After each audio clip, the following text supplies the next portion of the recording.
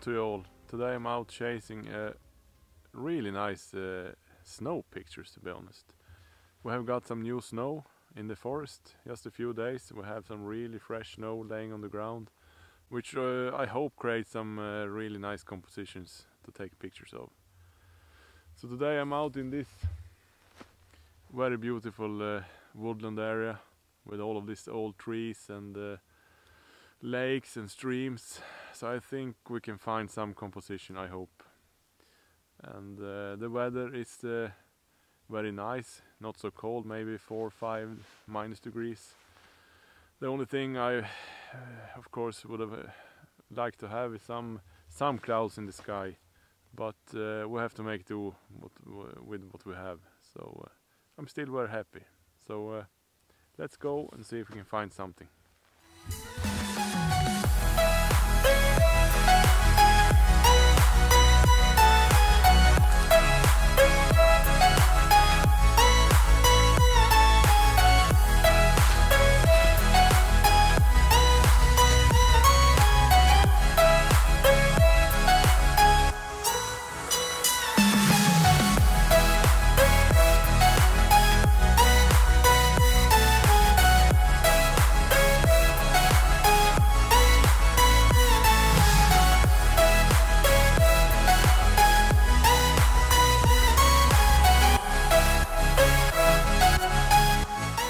Now we made it down to this lake.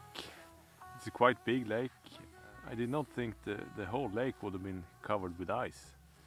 The first thing you need to do when you plan to go out on the ice is to really make sure that the ice will keep your weight. So I just made a hole in the ice, and it's about 10 centimeters thick, so it's not a big problem to walk around on the ice close to the shore. I will not walk across the lake because then it might be too dangerous. But the plan now is to hike around this lake and hopefully find something to take a picture of.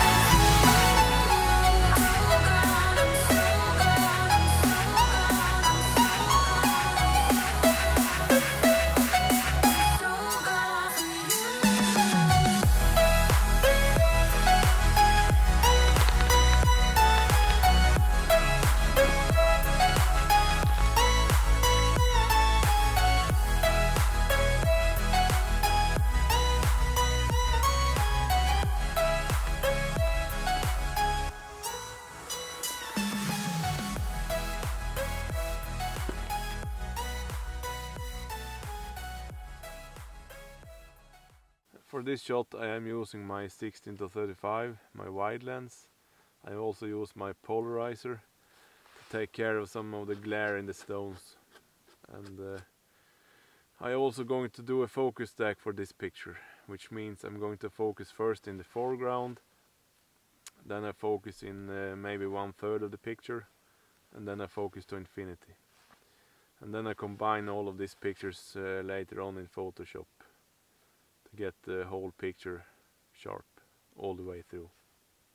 For this composition I'm actually going to go very, very low to the ground, and I'm going to keep the stones I have here in the shore, trying to create like a leading line with these stones into the frame. So I use the stones here for a foreground, and then I have the snowy pine trees in the background, in the distance, and you have the ice between. So when I go a little bit lower here, I get the feeling that the lake is not so big. If I go up in there with the camera, the lake, it will be like a dead, no interesting distance between the stones and the pine trees in the end of the frame. So that's why I'm keeping the camera very low to the ground, and so I'm going to shoot this and see what we get.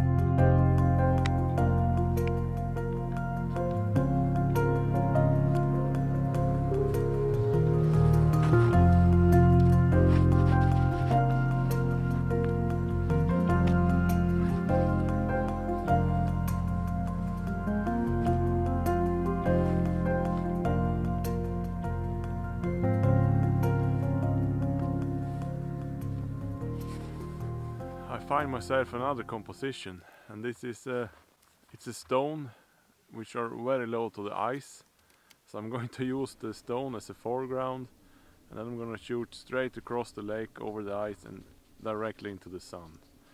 And when you shoot like this, you don't need to have a polarizer on this.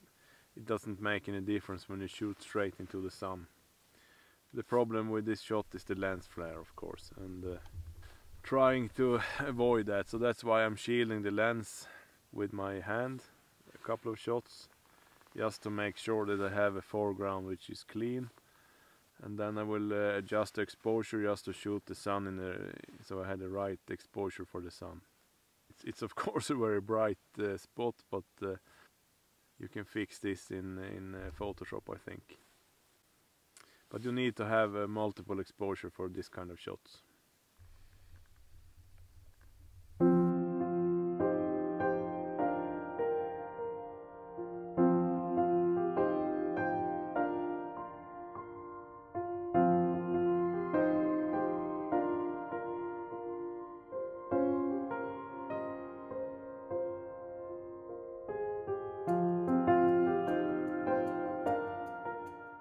I'm starting to pack up my gear and making my way back. It's starting to be very cold actually, so it's a little bit chilly.